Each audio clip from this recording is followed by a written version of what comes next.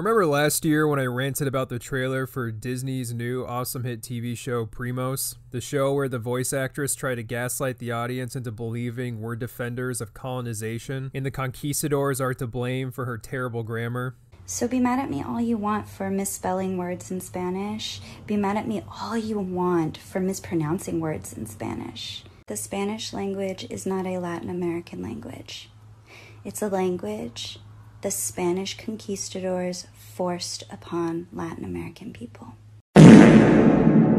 Well, in late July, the first episode of Primos came out, and I will admit, I don't think it's that bad. Dare I say it's actually good. To be fair, I was expecting utter shit after the show's completely unnecessary, terrible promotion, but the show itself is fine. There are some things I'm not a fan of, such as the opening. It's still booty butt cheeks. The end credits, in contrast, is much better. Primos is about a girl named Tater who wants to be alone, but her annoying-ass cousins come over and plan to stay for the entire summer. I think starting out I was worried because the comedy of the show almost seemed reliant on how loud it can be, but it kind of drifts away from that pretty fast and focuses more on the characters' personalities and banter. Primos actually does a good job establishing what kind of character Tater is. She's kind of a mix between Timmy Turner and Betsy from the Mighty Bee. Tater definitely has her flaws, but it's not to the point where she's completely unlikable or unpleasant to be around, which is fine. A character having flaws is welcomed, but like I said, it never goes too far. And even though I said earlier that a lot of the jokes are just boisterous noises, there are some well-timed bits and jokes that fly under the radar. Like this shot, for example, being focused on Tater, but we see in the background on the wall of Tater and her sister comparing their height, even showing Tater writing haha when she surpassed her sister. This is funny because we know that her little sister surpasses her in height eventually, and this joke isn't right in your face. I guess another flaw I have with the show is that the Primos themselves, the cousins, most of them are just character archetypes we've seen before. There's Smart Girl. She's smart. There's Creepy Girl. She's creepy. The fat, smelly bully. He's fat, smelly, and a bully. Again, they're not terrible, but they're just character archetypes I've seen a million times. Nothing really unique is done with them. Now, to be fair, I'm only kind of looking at the first 2 episodes of the show. Maybe something will change, but as it stands, they're a little repetitive. Soon, I will achieve my final form! Alright, that Dragon Ball reference gets you some points. Primos is a kid show that uses relatable humor, you know, that insufferable type of comedy where asshats set up a prompt that people recognize and laugh about because they can relate to said prompt. Ever since my days of reviewing Instagram humor, this type of comedy has always left a sour taste in my mouth. Those stupid fucking dipshits at Shot Studios have really corrupted my perception on the potential of relatable comedy. You know, because most of Shot Studios' relatable comedy can be summed up as, haha, I cheat on my girlfriend. Isn't she such a dumb bitch for not noticing?